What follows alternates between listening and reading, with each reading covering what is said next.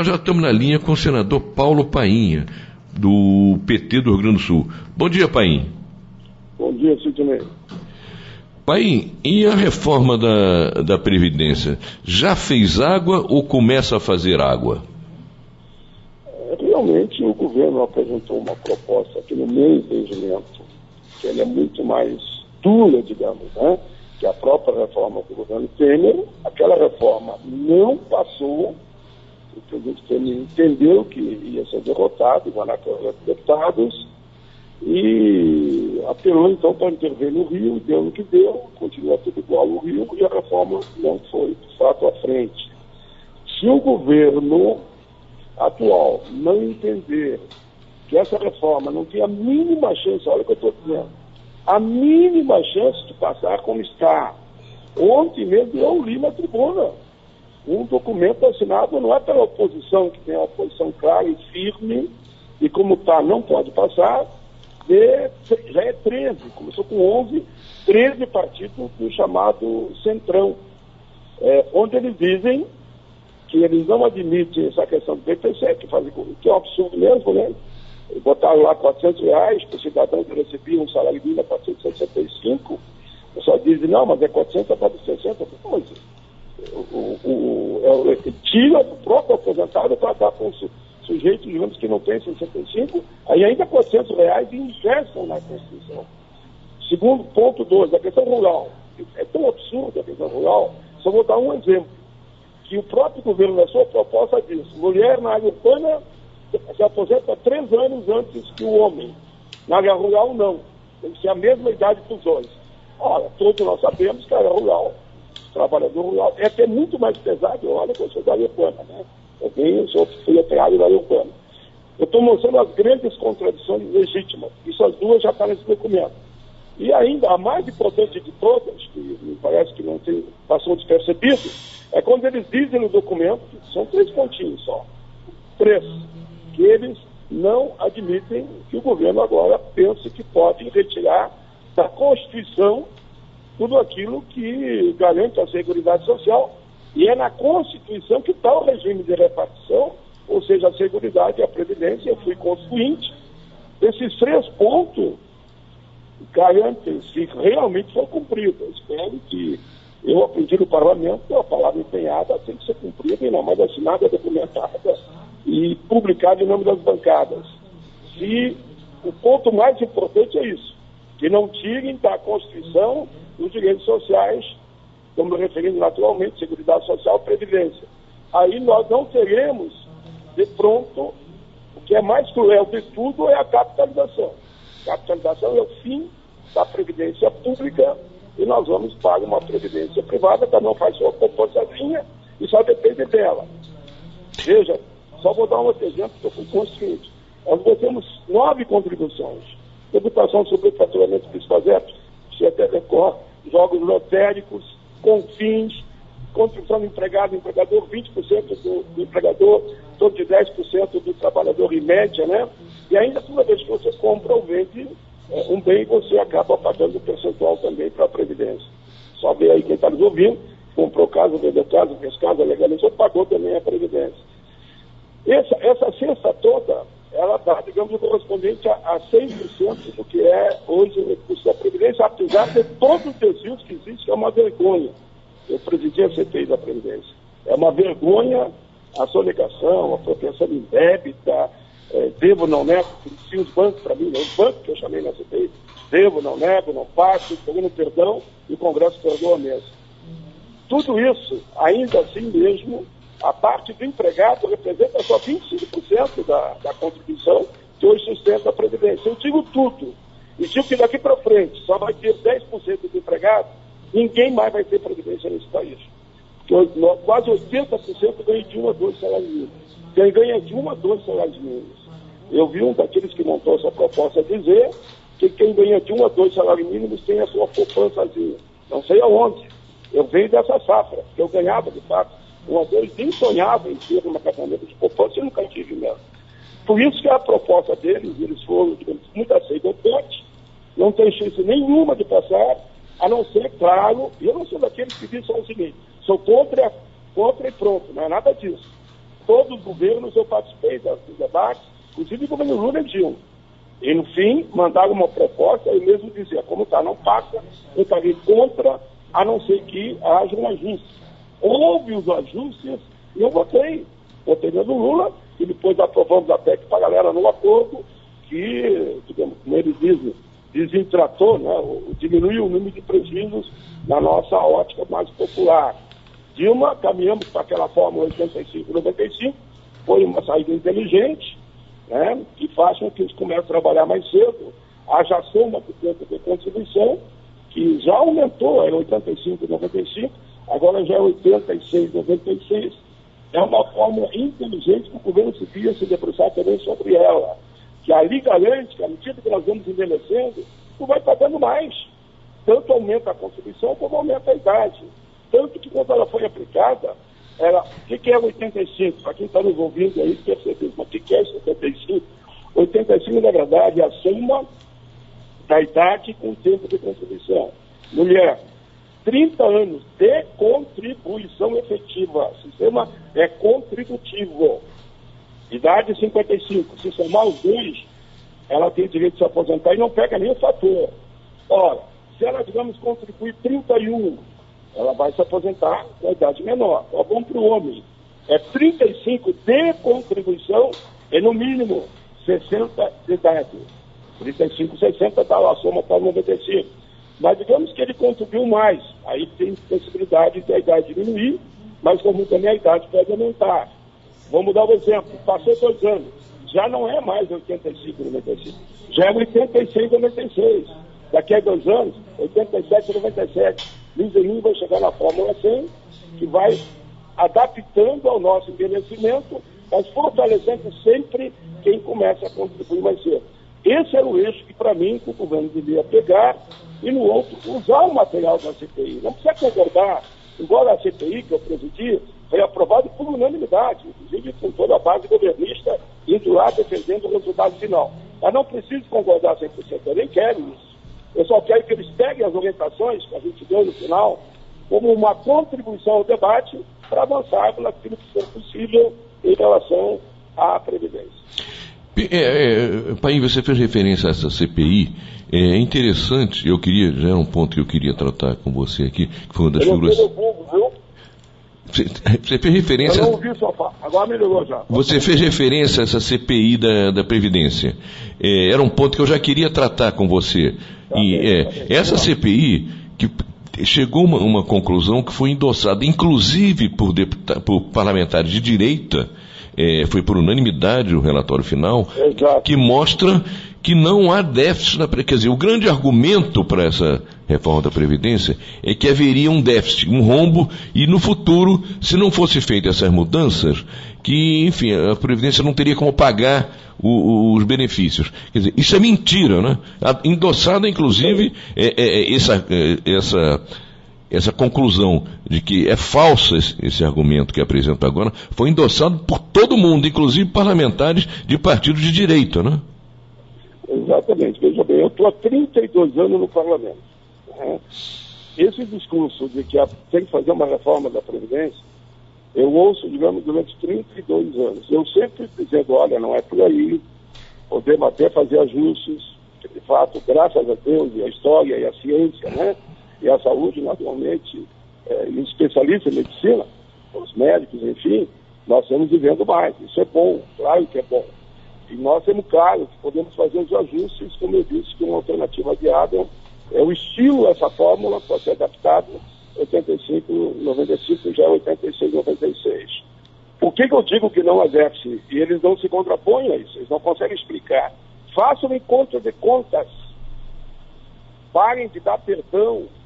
Parem de fazer refis, que é uma picaretagem enorme que eu vejo aqui no Congresso.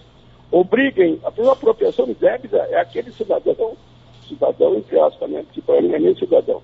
Ele retira do trabalhador a sua contribuição e embolsa, some, não deposita. Mas isso é apropriação privada, não? Exatamente. É roubo. Na rural, como na urbana acontece isso. Eu passei um dia numa economia familiar, numa pequena propriedade, e como é que vive, de fato, uma família numa pequena propriedade leiteira. Eles me mostraram lá no documento. Olha, isso aqui foi que nós mandamos para a Previdência. E daí eu fui atrás. Não houve deslocamento nenhum daquele dinheiro da venda do leite para a Previdência. Eu dei um exemplo, nada contra aqueles que produzem leite. Eu dei um dos exemplos, não estou citando o nome de nenhuma empresa aqui. Então, é essa desorganização. O pessoal da Receita Federal, que veio lá, chamei, se não me engano, e veio, foi muito competente, o Rachid, se não me engano. É um belo depoimento. Em outras palavras, o Rachid disse, acho que foi o Rachid, sim, sim, mas eu vou falar de forma elogiosa e ele se sinta contemplado. Ele disse, parem de perdoar os devedores, parem de fazer esse refis, nos deem mais instrumento para nós executar, cobrar, ir para cima, nos deem estrutura. Então, se fazer um encontro de conta de tudo aquilo que é desviado, que some, que desaparece, que eles não garantem aquilo que a Constituição mandou, é impressionante. Tem um procurador de São Paulo, e ele fez um belo estudo, ele chega a falar o seguinte, eu vou simplificar a fala dele, se tivesse respeitado aquilo que está na Constituição e todas as fontes de recurso, e não deixasse o sonegação chega a ser 600 bi, estou falando de sonegação, não é de devedores, que é mais ou menos isso também, aqueles que estão devendo, devo, não nego, não pago, estou procurando um perdão, já está em quase 600 bi, não 450. 450 era lá atrás, quando nós começamos o debate há quase um ano atrás na CPI da Previdência. Calcule um ano essa dívida atualizada, já está mais de 600 bi. Se fazermos um conto de conta, nós teríamos, olha, eu estou falando só da Constituinte para cá, né? Não estou falando não daquela que sempre roubaram a Previdência para mandar dinheiro para Ponte do Niterói, Transamazônica, Conselho de Brasília, enfim, nem quero falar nisso. Faço um encontro de contas que eu duvido que alguém consiga me mostrar que não há superávit se respeitar esse princípio. Alguém diz, e alguém deve estar ouvindo, mas o pai acha tudo bem, vamos fazer tudo isso, como é que fica daqui para frente? Se você fazer tudo isso, aquele que estava dando calote não vai dar mais, aquele que estava com apropriação imobiliária que pode ir para a cadeia, que ir para a cadeia, não vai fazer mais. A sonegação, eu sei que vai continuar, mas vai diminuir. Eles saberão que se não pagarem não vai ter mais perdão. Hoje eu chamei empresários muito sérios. Infelizmente no Brasil a maioria dos empresários são sérios. É uma minoria que é esperta. Sabe o que ele me disse, Paim? É legal, o cara não paga e vocês perdoam. Meio assim, eu entrei no Congresso, ao Congresso. Vocês perdoam e eu que pago, vira uma concorrência desleal. Que o picareta abaixa o seu preço, que ele não contribui para a União com o pacto social, e vocês, se conscientizarem corretamente. Isso foi um discurso do empresário, lá na Constituição há 32 anos atrás. Falou, os que não pagam é que são beneficiados. Não dá. É tanto na área rural como na área urbana esse problema de não pagar e depois você ter perdão. Então parem de dar esses perdão, daqui para frente vai ser igual para todo mundo. É que nem eu digo, desculpa eu mudar o eixo, a questão dos privilégios. Se é que tem privilégio, me digam. E vamos aprovar aqui, tenho certeza que todos os senadores e deputados assinam, onde estão os privilégios. É regime geral, até o teto, igual para todo mundo. Daqui para frente, cada um faça a sua aposentadoria. Aí quer fazer o tal de capitalização, faça. Quer fazer uma poupança privada, individual, em qualquer banco, quer aplicar no sistema financeiro, aplique. Mas o regime de teto, o regime geral da Previdência, aplica-se para todos. E tem que fazer até uma justiça, viu? Porque é muita injustiça nessa confusão toda que está. Porque desde 2013, os servidores públicos, executivo, judiciário e legislativo, quem entrou a partir, porque isso foi o corte que se deu, foi aprovado em 2003, mas foi regulamentado só em 2013. Ninguém mais que entrou de lá para cá, ou seja, há 5 anos, pode se aposentar com o teto acima do regime geral da Previdência. Para os políticos todos, vereador, prefeito, governador, tem que ser tudo igual. E o tempo de contribuição, que se é 35, que seja 35, eu vou pegar o que é hoje, né? 35 para o homem e 30 para a mulher. Se tiver alguma alteração, aqui já aumentou, porque aquilo que eu expliquei, hoje já não é 35, é 36 e um ano a mais também para a mulher. Vamos melhorar, mas igualzinho para todo mundo. Que a gente pode dizer com orgulho, cada um de nós, quem está me ouvindo, eu que estou aqui no Brasil, a Previdência com responsabilidade pública e social, o teto é o do regime geral, que hoje é R$ 5.800. Paim, o governo diz que tem dificuldade em cobrar desses devedores, que muitas empresas já não existem mais, e, enfim, há muitos meandros jurídicos, eles têm bons advogados que conseguem protelar essa cobrança. Quer dizer, objetivamente, o que pode acontecer com quem não paga? E por que isso não é cobrado para valer? Na verdade, foi afrouxado, viu? Eu vi depoimentos de pessoas da Receita Federal que, infelizmente, teve um caso aqui, nós estávamos discutindo a CPI, e o relator, um deputado, na sala ao lado, estava dando perdão para os devedores, inclusive ele. Não vou citar nome aqui, porque eu não gosto muito de finalizar.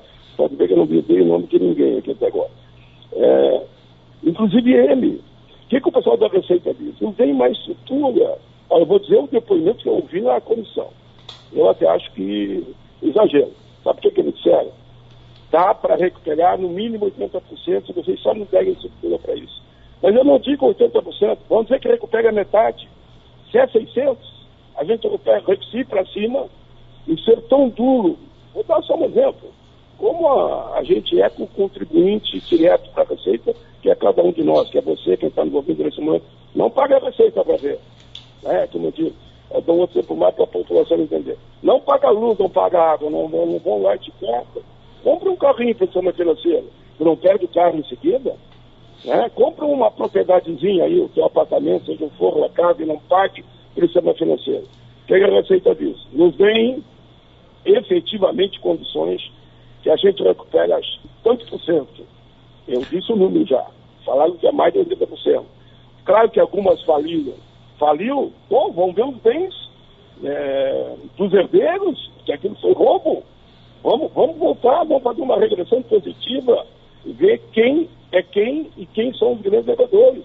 Que já tem tudo lá, né? Ele tem a lista lá dos 1.000 devedores. Não, é interessante que nessa lista tem grandes bancos, tem grandes empresas do agronegócio, enfim, é a nata do capitalismo, nata no sentido de muito dinheiro, muita bufunfa, mas é a nata do capitalismo brasileiro que está nessa lista aí.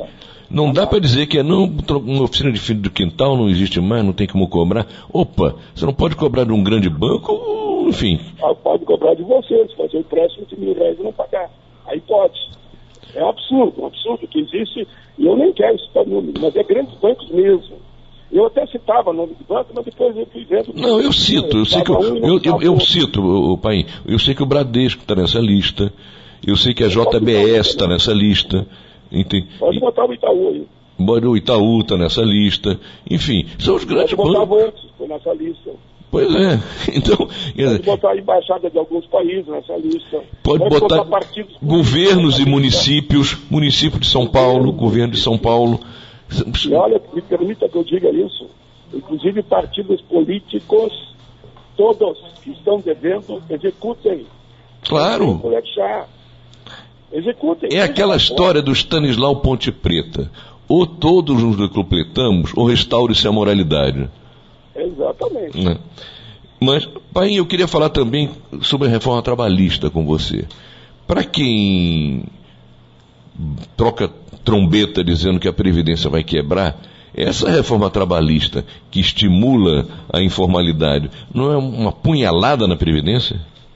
Com certeza absoluta. Nós, quando debatíamos isso, o que eles quiseram aprovar primeiro a trabalhista e depois a Previdência?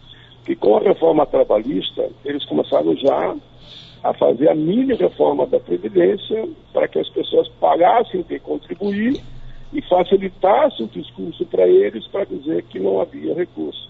Só que eles esquecem que nós, na Constituinte, apontamos outras fontes de recursos para lá, para desmontar o discurso deles.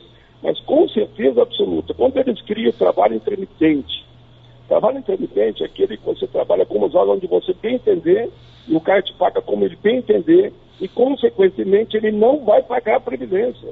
Não vai pagar fundo de garantia, não vai pagar 13º, não vai pagar férias e nem te paga indenização. Tu trabalha 2 horas aqui, 2 horas 3 lá, ele te paga e claro que isso vai se perder no vazio. E agora tem outra ainda, é a tal de carteira verde e amarela que vai ser um pouquinho pior, como diz outro, bem pior em relação a essa agora, que é efetivamente só o trabalho por hora. Só. o trabalho. Aí tu vai dizer, olha os argumentos que eu ouvi já, de quem defende essa visão. Olha, tu quer aquilo que está na Constituição, uma série de direitos, ou tu quer receber o teu salário todo dia, o trabalho eu te pago? Essa vai ser a proposta que vai ser feita. Eu dou meu próprio exemplo, né? Eu estou com 69 anos, eu sempre faço, eu gosto de falar que eu faço 70 ano que vem, para dizer que eu vou continuar, né? No outro ano eu vou fazer 71, se Deus quiser. Eu tive que optar pelo fundo de garantia, era optativo. Que optativo coisa nenhuma, eu chegava na empresa ou assinava ali aquele documento dizendo que eu não ia ter estabilidade, que era após 10 anos, mas eu teria o fundo de garantia. Vai ser a mesma coisa agora na carteira verde e amarela. Aliás, pai, o senhor falou a situação que no campo as empresas não repassam. Então, eu trabalhei num grande jornal do Rio de Janeiro e os salários um pouquinho melhores, como era o caso do meu salário, quando eu fui contratado, eles não assinavam a carteira. Não era aquela questão de você optar pelo fundo de garantia, não é o seguinte, você quer um emprego, então não tem carteira assinada.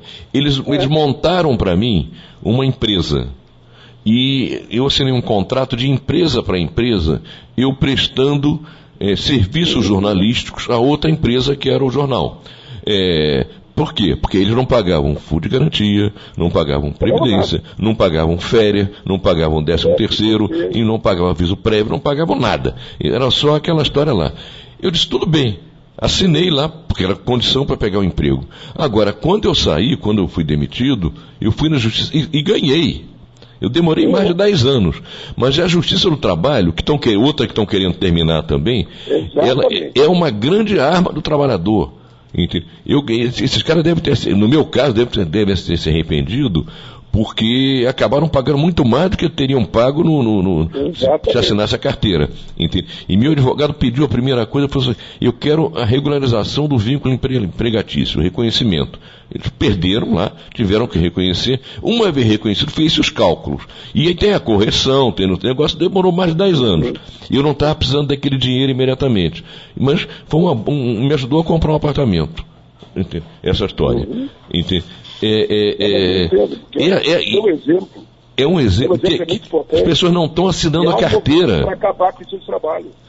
E agora, acabando com a Justiça do Trabalho, quer dizer, é um escândalo esse negócio. É um escândalo.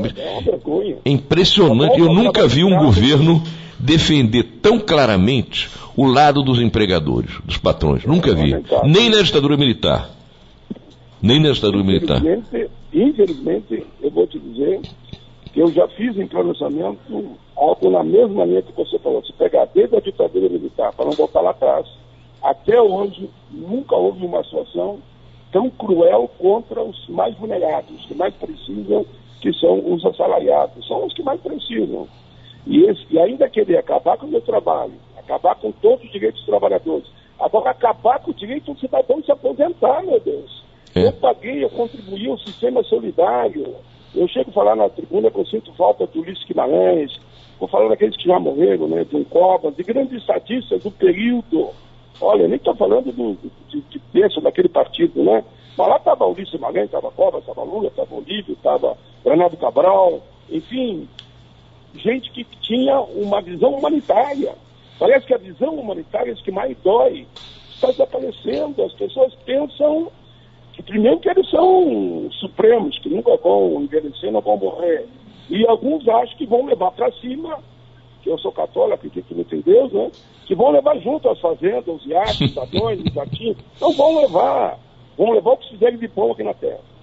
Agora, pai, é impressionante, porque eles fazem a apologia da livre negociação. Eu sou a favor da livre negociação, só que quando foi criada a legislação trabalhista, você negocia daí para cima. Agora a legislação protege o lado mais fraco, dizendo esses direitos são estabelecidos. Você não pode deixar de pagar férias, deixar de pagar aviso prévio. Agora, se quiser negociar daí para cima, pagar 2 meses, 5 meses de aviso prévio, você pode fazer. Está garantido na lei. E eles agora fazem a apologia da livre negociação, querendo que o que se negocie prevaleça sobre o que está legislado. E então, quer dizer, como o cidadão precisa do emprego, já foi aprovado. Como o cidadão precisa do emprego, ele acaba aceitando isso, né? Então é um retorno à República Velha, Paim. Isso aí parece um negócio antes da era Vargas.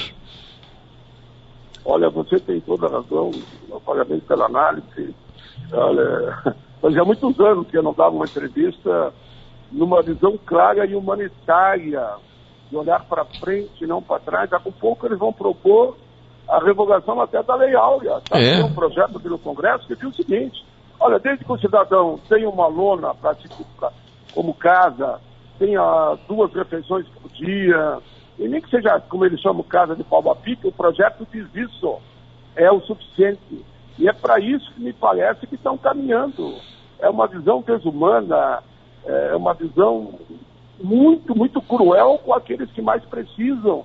E por isso, se aqueles que têm uma visão mais ampla e que é uma sociedade para todos, eu digo que eu sinto falta também, claro, aí está ampliando um pouco o momento de tanta tristeza, e que a população tem que ficar antenada e acompanhar o voto de cada um, acompanhe o voto de cada senador, de cada deputado. Eu sinto falta de Mandela, de Gandhi, de homens que entraram para a história e pregando a paz, a liberdade, e avançaram nos seus países, né? A África do Sul hoje é outra, graças a Mandela. É verdade.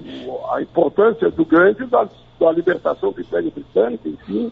Nós aqui, nesse momento, parece que estamos submissos ao interesse somente daqueles que são poderosos, enquanto que nós somos quase 200 milhões de brasileiros que estão no andar de baixo, considerando que somos em torno de 210 milhões. Paim, o papo está ótimo, eu gostaria de estender, mas antes de terminar, a gente tem outros entrevistados, antes de terminar, a gente está falando aqui de tudo o que esses caras estão aprovando ou querem aprovar, todas essas bombas atômicas na cabeça dos trabalhadores. Agora, tudo indica que esta reforma da Previdência aí, eles vão ter que rebolar muito para aprovar, né? Está se desenhando uma derrota muito séria do governo Bolsonaro e dessa gente toda que está compliciada com ele, numa questão que eles classificaram como a mais importante desse início de governo, né? Isso é uma grande vitória, se acontecer. É uma grande vitória dos trabalhadores do movimento popular como um todo. Do povo brasileiro, viu? Do povo brasileiro. Aqui nós não temos mais tempo, mas, por exemplo, meu Deus do céu... Não, eu vou esticar essa entrevista com você, Paim. Vai falando. Vai falando. Para concluir, todos os países que adotaram esses... Alô? Bom, produção, caiu a ligação com o senador Paim. Bom, enquanto a ligação vai sendo restabelecida aqui, nós lembramos que hoje ainda vai ser sorteado esse livro, a Pré-Sal, a Saga, do Marco Antônio Pinheiro Machado. Ele foi entrevistado por nós e doou gentilmente um livro aqui ao programa para que nós sorteássemos entre os nossos ouvintes. Para você concorrer ao sorteio, você tem que ir no Facebook, curtir a página no Facebook e compartilhar depois a publicação do sorteio, tá? O resultado vai ser divulgado ainda hoje. A Natália vai me passar aqui antes do fim do programa. A gente vai dizer qual foi o ouvinte sorteado. E temos também um outro livro sendo sorteado, que é Esse Mundo é Meu, As Artes de Sérgio Ricardo, de autoria do Rafael Rosa Hagmaier e Daniel Lopes Saraiva. O processo é o mesmo para concorrer. Basta ir na página, curtir e compartilhar depois a publicação do sorteio. Nesse livro sobre o Sérgio Ricardo, o resultado vai ser divulgado no dia 2 de abril, que vem a ser a terça-feira da semana que vem. Nós já temos alguns recados de ouvintes também. E antes de voltarmos à entrevista com o senador Paim, vou passar essa leitura aqui dos ouvintes. O Santos de Maricá dá os parabéns ao programa pelas escolhas dos editoriais, pelo que tem sido os comentários iniciais. Ele diz que sempre acompanha e divulga. Obrigado, Santos, estamos juntos. O Eduardo Silva diz que em reunião com a nata do empresariado da Fiesp, o Mourão defendeu a contra-reforma da Previdência, a diminuição da carga tributária das empresas e diminuição dos direitos trabalhistas, além de criticar a política de valorização do salário mínimo e o benefício de prestação continuada. É verdade, o Mourão, ele fala menos bobagem no dia a dia do que o Bolsonaro, mas aparentemente ele não diverge de forma importante das políticas do atual governo. O Aval mandou também um recado pelo Facebook: nossos direitos têm que ser preservados, temos que lutar por eles. E o Alexandre Brum, ele pede para que eu fale a respeito. Bom, eu vou deixar esse recado do Alexandre Brum para depois, eu vou voltar, porque a ligação com o senador Paulo Paim foi restabelecida. Bom, Paim, estávamos conversando aí e o senhor estava falando e acabou interrompido. Está com a palavra de novo. Eu estava concluindo a minha fala, dando o exemplo do Chile, mas se quiserem eu pego a Argentina, se quiserem eu pego o Peru, eu pego uma série de países, que foram 18 que recuaram, né? E eu dizia que lá o cidadão aposentado, que antes tinha um vencimento igual mais ou menos no brasileiro, hoje ele ganha meio salário mínimo, em torno de R$500, a maioria, naturalmente, e uma parcela, infelizmente, está ganhando R$6 por dia, porque o fundo de pensão privado que ele teve que optar, pela capitalização, ele teve que optar, foi mal, e eles estão recebendo R$6 por mês. É um dos exemplos que me deram lá, e que lá, tanto o governo, como o próprio parlamento, como a sociedade, sabe que não dá mais. Estão construindo já uma outra alternativa pelo erro que cometeram lá na era Pinochet, foi lá que aplicaram na marra esse sistema, e o resultado, claro, acaba acontecendo no longo dos anos. Quando você está trabalhando é uma coisa, quando vai se aposentar é outra. Mas deixa eu concluir da maldade que está acontecendo hoje nesse país. Congresso Nacional. Sabe os terceirizados aqui dentro? É bom que eu diga isso. Eles estão reduzindo o salário dos terceirizados. E o Tribunal de Contas, pior que está concordando, dizendo o seguinte: olha, é livre concorrência, se uma empresa está aí, embora o cara ganhava R$1.500, ela perdeu, se a outra vem e propõe ganhar todo mundo R$1.000, então vale a segunda. Eles emitem que estava ganhando R$1.500, R$2.000 e contratam a outra empresa que ganhou arrochando o salário do trabalhador. Sabe arrochando aonde, principalmente? Vale alimentação e vale transporte. Estou falando dentro do Congresso brasileiro, calculo o que está acontecendo e vai acontecer nesse país se a coisa for por aí. Eu estou chamando o Tribunal de Contas respeitosamente, que o que o Congresso está me dizendo, eu fui para cima aqui na direção da casa. O que ele me diz? Culpado é o Tribunal de Contas, pai, vai te entender lá. Eu estou convidando o Tribunal de Contas, porque ele deve estar ouvindo essa nossa entrevista, sempre chega nas fontes, viu? Que venha ao Congresso, na Comissão de Direitos Humanos, e me diga, então, quem é o culpado de dentro da casa, que devia dar o exemplo, que é o Congresso Nacional, estou falando no Senado aqui agora, que está arrochando o trabalho do terceirizado, meu Deus do céu, para que aumente o lucro da empresa. Como você falou, é um absurdo. Eles estão matando o que a gente chama, a linguajar popular, a galinha dos ovos de ouro, que é o consumidor. Se não tivermos mais aposentados recebendo. Se os trabalhadores, cada vez mais, eles botarem o salário mínimo no piso salarial da categoria, que às vezes é R$1.300. Hoje o piso, o salário mínimo, falta R$2, porque não quiseram arredondar nem para R$1.000. O fundo de participação dos municípios é a maior fonte de receita do município brasileiro. Eu chego a dizer que o prefeito que aprovasse a reforma da Previdência, ele deve estar com algum problema, porque o fundo de participação do município, que é um fundo importante que vem desse entendimento a nível nacional para o município, ele é bem menor do que a receita que entra via os aposentados e pensionistas. Como é que ele vai abrir mão da principal receita, que se passar por regime de capitalização, adeus. O cara vai ter uma poupançazinha lá no banco para tirar daqui 30 anos e não recebe nada. Bom, quem já está no sistema vai criar um vazio. Eu quero que explique quem vai manter a previdência daqueles que já estão aposentados, que poderiam ser prejudicados também, e aqueles que estão para se aposentar.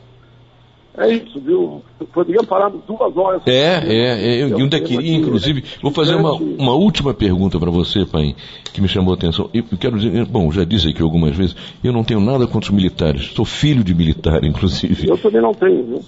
Mas não caiu muito bem, nesse momento que querem arrochar todo mundo com essa reforma, essa contra-reforma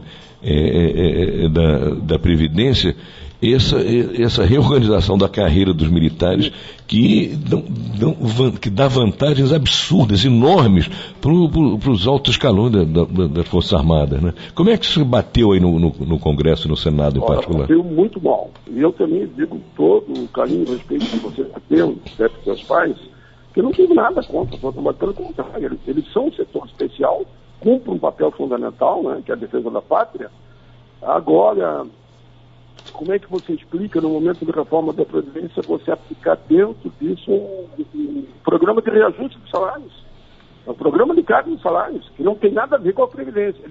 Eles têm todo o direito de apresentar, devido às defasagens que eles têm, mas não dentro da reforma da Previdência. Esse foi um grande problema que não caiu mal aqui no Congresso. Vamos discutir, de fato, um setor especial, como é professor, quem trabalha em insalubre, penoso, quem é delegado de polícia, quem é polícia militar, quem é polícia civil, enfim, todo o pessoal que atua na segurança. Inclusive, eu estou marcando audiência pública aqui e estou chamando, inclusive, eles, tanto as Forças Armadas, especificamente Marinha, Aeronáutica e Exército, para que eles venham dialogar. Eu quero dialogar, né? E eu tenho dito que, como presidente da comissão, eu ajo como um magistrado.